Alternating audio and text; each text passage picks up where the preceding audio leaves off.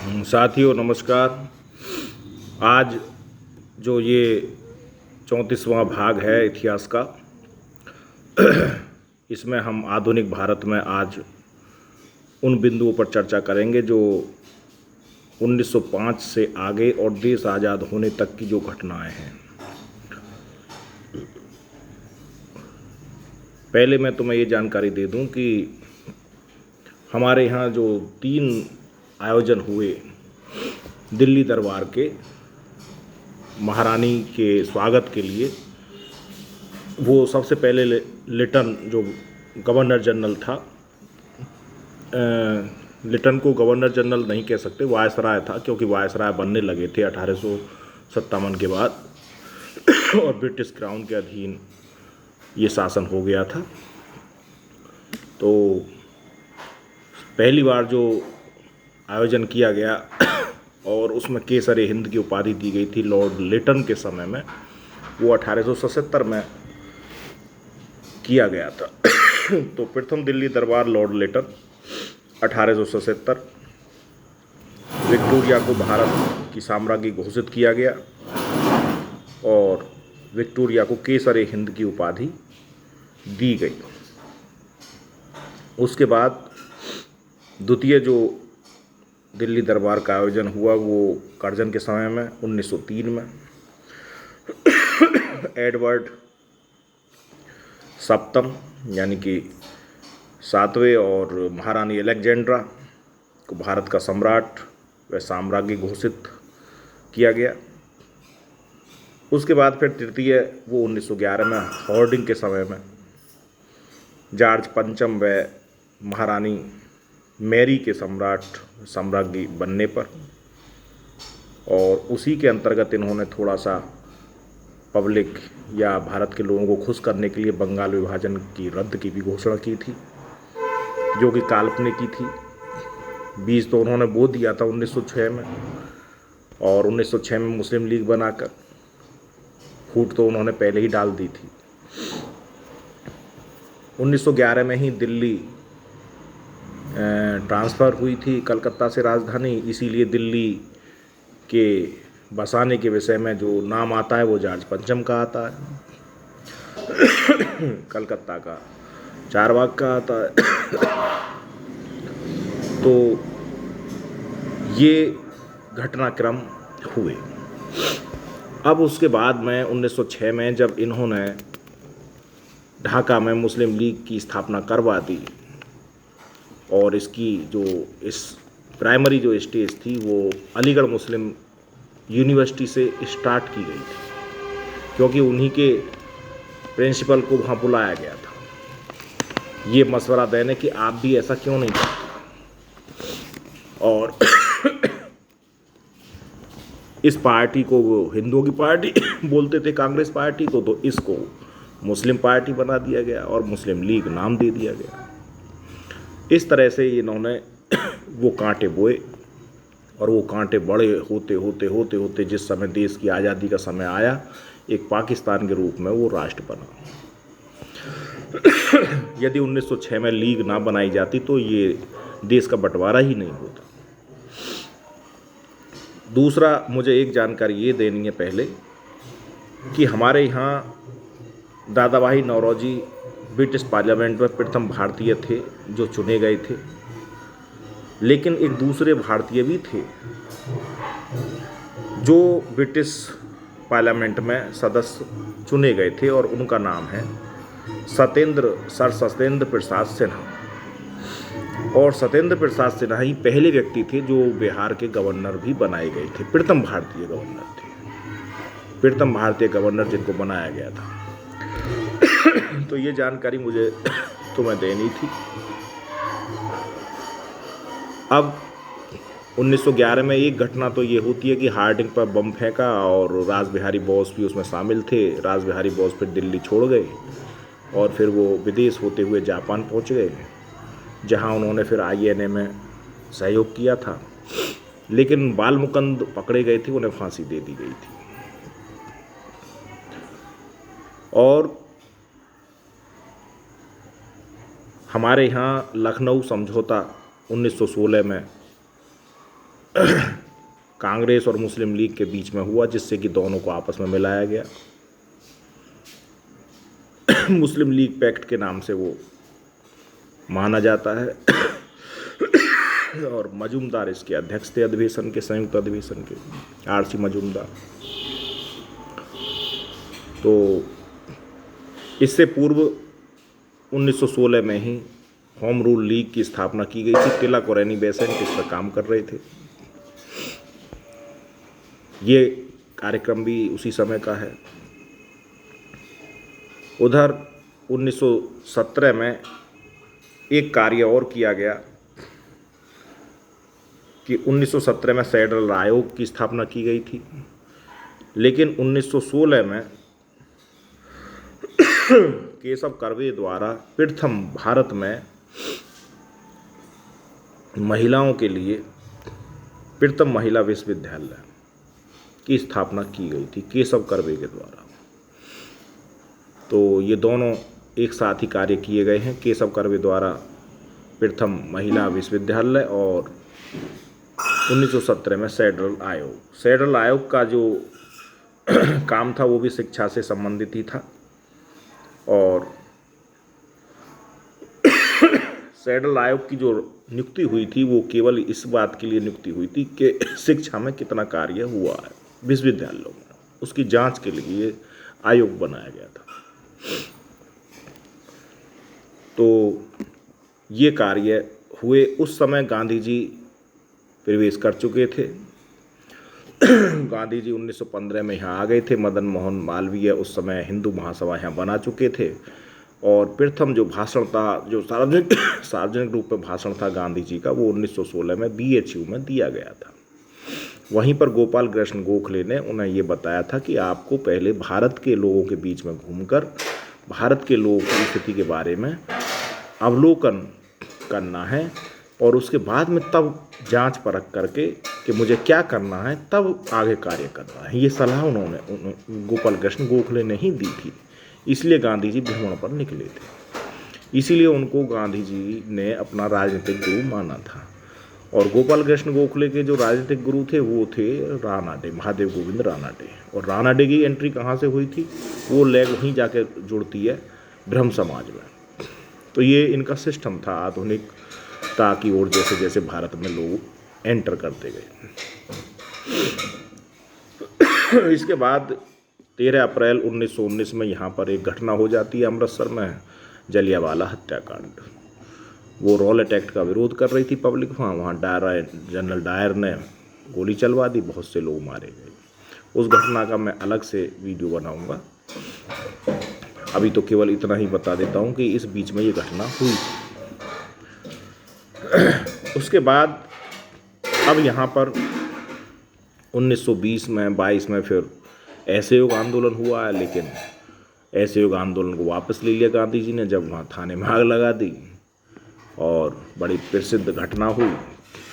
तो उन्होंने उस आंदोलन को फिर वापस ले लिया। फिर काकोरी कांड 1925 में और 26 में लीग आयोग की भी स्थापना की गई। लीग आयोग 26 में ही श्रद्धानंद जी की हत्या की गई। 28 में साइमन कमीशन और फिर 29 में शारदा एक्ट भी बनाया गया। 30 में आपका दंडी मार्च, 7 अवज्ञा आंदोलन, 30 में प्रथम सम्मेलन, 31 में द्वितीय, 32 में तृतीय, 32 में पूना पैक्ट हुआ। और प्रथम सम्मेलन में गांधी जी भी भाग लेने गए। अंबेडकर ऐसे व्यक्ति थे जो तीनों सम्मेलनों में भाग लेने गए। और लंदन में जेम्स पैलेस में 1931 में द्वितीय गोलमेज सम्मेलन हुआ जेम्स पैलेस में। और द्वितीय, मैंने आपको एक गलत जानकारी दे दी, जो द्वितीय सम्मेलन था उसी में गांधी जी गए थे, केवल प्रथम में नहीं गए थे, द्वितीय में ही शामिल हुए थे। 31 में जेम्स पैलेस में वो रुके थे। जेम्स पैलेस में सम्मेलन हुआ था। और गांधी जी कांग्रेस की ओर से, लीग की ओर से मोहम्मद अली जिन्ना और दलितों की तरफ से अम्बेडकर। ये सम्मेलन फेल क्यों रहा कि जो भारत सचिव थे सैमुअल और उनके और जिन्ना के मध्य कुछ गुप्त एजेंडा था। जिन्ना उनसे मिल लिए, निराश होकर गांधी जी 1932 में वापस आ गए, 1931 में ही, और 1932 में पुनः उन्होंने सविनय अवज्ञा आंदोलन शुरू करने का निर्णय जो लिया। फिर 1932 में ही ये जो तीसरा गोलमेज सम्मेलन था, इसमें कम्युनल जो बात है वो बाहर आगे निकल के कम्युनल अवार्ड भी दिया गया मैकडोनाल्ड द्वारा, अलग से उनके निर्वाचन की व्यवस्था की गई। इस बात को गांधी जी ने रोकने के लिए फिर पूना पैक्ट किया क्योंकि इसमें पूना पैक्ट जो होता है वो 24 सितंबर 1932 को होता है, जबकि मैकडोनाल्ड द्वारा ये कार्य अगस्त में किया गया था। तो फिर सितंबर में पूना पैक्ट हुआ इसी बात को रोकने के लिए। एक तरह से जो कम्युनल अवार्ड है उसको फेल करने के लिए पूना पैक्ट किया गया। यरबदा सेंट्रल जेल में भीमराव अंबेडकर ने गांधी जी के साथ पूना पैक्ट किया। मदन मोहन मालवीय उनके साथ थे और 1933 में कैम्ब्रिज विश्वविद्यालय का एक छात्र था चौधरी रहमत अली, इसी ने सबसे पहले पाकिस्तान नाम दिया था, क्योंकि पाकिस्तान नाम आने से पहले कैम्ब्रिज पंफलेट में पाकिस्तान शब्द का उल्लेख किया जा चुका था उस समय, क्योंकि उज्बेकिस्तान, किर्गिस्तान, कजाकिस्तान वो रशिया के कुछ भाग थे, इसलिए फिर इसका नाम पाकिस्तान रखा गया था।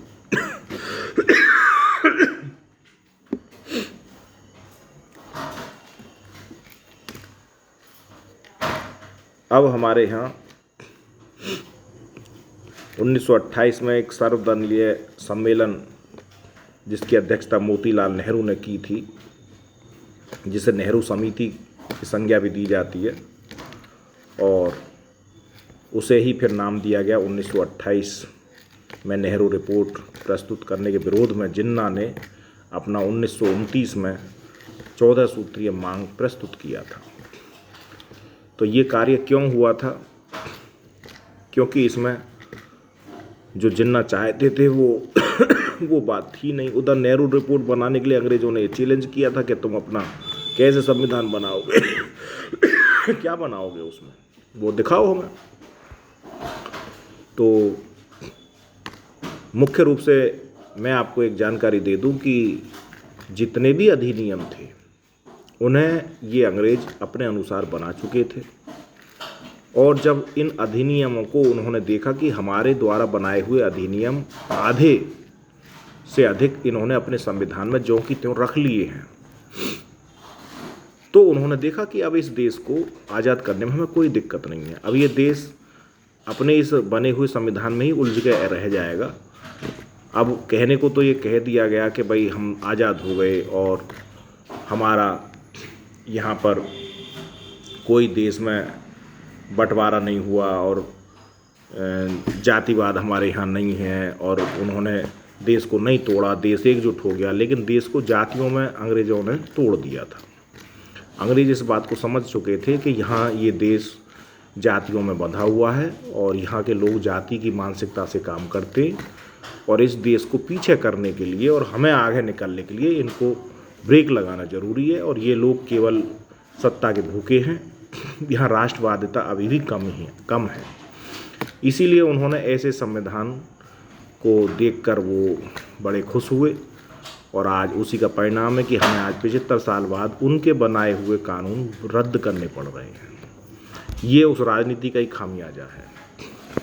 एक तरह से गला घोटू संविधान हमारे यहाँ बनाया गया था। अगर इस देश में भारत के नागरिक की भांति हम शपथ लेते हैं किसी भी कार्य को करने के लिए, तो भारत के नागरिक की ही भांति हमें वोट भी डालनी चाहिए, और भारत के नागरिक की भांति हमें सोच प्रकट करनी चाहिए जो कि हमारे यहाँ के वोटर में नहीं है। अब यहाँ के वोटर में यदि वो नहीं है तो फिर निर्वाचन आयोग को ये पावर देनी चाहिए सबसे पहले कि वो निर्वाचन आयोग अपना काम करे और अपने वोटर को जागरूक करे। भारत के संविधान में व्यवस्था क्यों नहीं करी गई और राष्ट्रव्यापी लोगों की सोच बने, ये व्यवस्था क्यों नहीं करी गई? तो ये कार्य करने की ज़रूरत थी, लेकिन यहाँ लोगों ने केवल राजनीति की और राजनीति भी इस तरह से कि हम मानते हैं कि देश थोड़ी सी विषम परिस्थितियों में आज़ाद हुआ, लेकिन ऐसा नहीं है कि हम विषम परिस्थितियों में ही रहेंगे। 75 साल से देश के विषय में कार्य करने के लिए हमारे पास समय ही नहीं है। 70 से बाद में तो फिर समय मिला है, लेकिन यहाँ पर कार्य नहीं हुआ। अधिकारियों के प्रति कोई जिम्मेदारी थी नहीं, अधिकारियों में कोई प्रेशर नहीं था, अधिकारी बेलगाम थे यहाँ के, आज ही बेलगाम है। अधिकारियों के सहारे सरकारें चलती हैं। तो इसीलिए हमारे यहाँ ये व्यवस्था फेल होती चली गई और आज सब बातों को छोड़ के बस केवल 2 ही बातों पर कि यहाँ जातिवाद अगर इस देश में रहेगा, जातिवादी मानसिकता से लोग अपना वोट बैंक बनाते रहेंगे तो फिर हमारे देश का एक जो निर्माण होगा वो नहीं होगा। ये चीज़ अंग्रेज़ बहुत उस समय समझ चुके थे और जब उन्होंने इसको समझ लिया तो उन्होंने इस देश को आज़ाद करने में कोई संकोच नहीं किया। उन्होंने इन्हें आज़ादी दे दी। जिस समय माउंटबेटन यहाँ से गए थे, लास्ट गवर्नर थे, तो उन्होंने अपने बयान में ये कहा था कि हम इन्हें आज़ादी तो दे रहे हैं लेकिन ये आज़ादी के योग्य नहीं है। तो उनका स्टेटमेंट वो इसीलिए था क्योंकि वो जानते थे कि ये देश जातिवाद में डूबा हुआ है और ये लोग जब जातिवाद में रहेंगे तो ये एक नागरिक की तरह सोच ही नहीं पाएंगे और जब नागरिक की तरह नहीं सोच पाएंगे तो फिर ये देश आगे कैसे बढ़ेगा। और वही हमारे यहाँ कार्य हुआ। देश को आज़ादी जब मिली तो प्रत्येक व्यक्ति की जाति तो उसी समय ख़त्म हो गई, वो तो एक स्वतंत्र नागरिक बन गया और जब एक स्वतंत्र नागरिक बन गया तो उसे स्वतंत्र नागरिक की भांति सोचना चाहिए, जो हमारे यहाँ इन 75 सालों में भी नहीं सोचा। वो आज भी जो कहते हो उसी जाति की गुलामी में अटका हुआ। उसे यही मालूम नहीं कि मेरी स्वतंत्रता किस बात की हुई है, उसे यही पता नहीं कि मैं स्वतंत्र किस बात से हुआ हूँ। तो वही उसकी मानसिकता है। इसको या तो उसकी बुद्धि का दुबलेपन कह लो या राजनीतिक लोगों का अपना अच्छा उनका काम चल रहा है, इसे कह लो। तो इसको दूर करने की आवश्यकता है। आज जो बच्चे कंपटीशन की तैयारी करते हैं उन्हें काफ़ी संघर्ष झेलना पड़ता है। ऊपर वहाँ भ्रष्टाचार, वो उस बच्चे की 10 साल 20 साल की मेहनत को जरा से स्टेप में ही ख़त्म कर देते हैं। कहीं कॉपी बदल जाती हैं, कहीं दूसरे का सिलेक्शन ले लिया जाता है। तो ये जो व्यवस्था हमारे यहाँ बनी कि केवल जिसके पास पैसा ज़्यादा उसके पास व्यवस्था अच्छी, तो ये जो हमारे यहाँ वेरिएशन आया एक अमीर और गरीब के बीच में, इसका मूल कारण भ्रष्टाचार है। जिस देश में भ्रष्टाचार अधिक होगा उसमें वेरिएशन बहुत ज़्यादा आ जाएगा। और हमारे देश का काम तो भ्रष्टाचार में काफ़ी ऊपर है। तो ये यहाँ पर वेरिएशन जो आने का सबसे बड़ा कारण है वो भ्रष्टाचार। उच्च पदों पर लोग जो बैठते हैं वो भ्रष्टाचारी हैं, वो उस काम को उस तरह से नहीं करते जो उन्हें करना चाहिए। एक तरह से वो देश में राष्ट्रद्रोह की अगर धारा लगाई जाए तो उस व्यक्ति पर लगाई जानी चाहिए जो पद पर बैठे हुए पद का दुरुपयोग करता है। राष्ट्रद्रोह, इससे बड़ा कोई राष्ट्रद्रोह नहीं हो सकता। जो भी आदमी सरकारी पद पर रहते हुए उस पद की गरिमा का ध्यान ना रखे और उस पर बैठ के वो अपने कर्तव्य का पालन ना करे और अपने कर्तव्य का पालन देश के विरोध में करे या उस पद का कर्तव्य निर्वहन ना करे और दूसरे किसी बच्चे का भविष्य वो ले ले, जैसे पेपर आउट वाला मामला, तो मैं उससे बढ़कर राष्ट्रद्रोह नहीं मानता। ये जो बच्चों की कॉपियाँ बदली जाती हैं, इससे बड़ा कोई राष्ट्रद्रोह हो ही नहीं सकता, क्योंकि शिक्षा और स्वास्थ्य दो ही आधार हैं किसी भी राष्ट्र के मजबूत होने के। जिस राष्ट्र में शिक्षा और स्वास्थ्य अच्छे होंगे वो राष्ट्र बहुत शक्तिशाली होगा, और जिस राष्ट्र में शिक्षा और स्वास्थ्य कमज़ोर होंगे वो राष्ट्र शक्तिशाली नहीं बनेगा। तो ये बहुत, अमेरिका आज कितना ताकतवर है, क्यों? क्योंकि वहाँ शिक्षा और स्वास्थ्य दोनों अच्छे हैं। ऐसे ही हमारे यहाँ शिक्षा और स्वास्थ्य दोनों सरकारी भी होने चाहिए और अच्छे होने चाहिए, तब ये देश शक्तिशाली बन सकता है। तो काकोरी कांड के विषय में मैं बता दूं कि इसमें राम प्रसाद बिस्मिल, राजेंद्र लाहिड़ी, रोशन सिंह और अशफाक उल्ला खान, इनको फांसी दी गई थी। भानुचंद्र गुप्ता ने इस केस की निःशुल्क पैरवी की थी, वो वकील थे। ऐसे ही भूलाभाई देसाई, जब जो INA के सिपाही थे उन पर केस चला था लाल किले में, तो भूलाभाई देसाई ने उनकी पैरवी की थी। उसमें जवाहरलाल नेहरू भी वकील थे।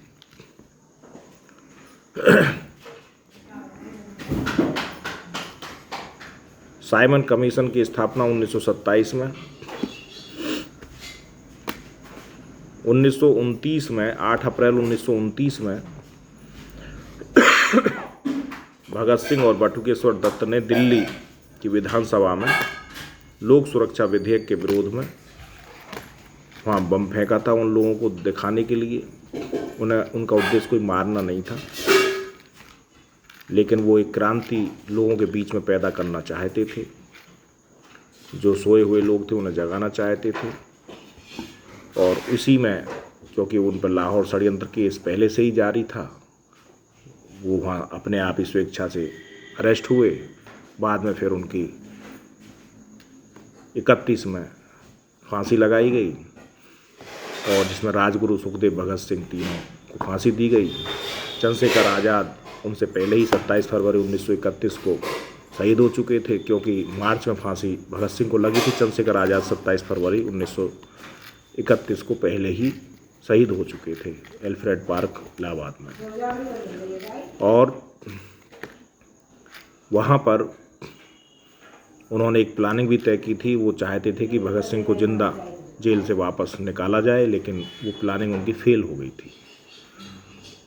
तो ये कुछ ऐसे अंश हैं जो मैंने इस वीडियो में डाले हैं, और अब राष्ट्रवादी जो आंदोलन है, राष्ट्रवादी घटनाएं हैं, उनकी जो चर्चा है वो अगली वीडियो में होगी, और लेक्चर होगा। आप लोग इन लेक्चरों को अवश्य सुनें, जिससे कि आपको एक प्रेरणा मिलेगी, इतिहास को समझने में मदद मिलेगी। बच्चों को अधिक से अधिक शेयर करें, जिससे कि बच्चे उसका लाभ लें। धन्यवाद।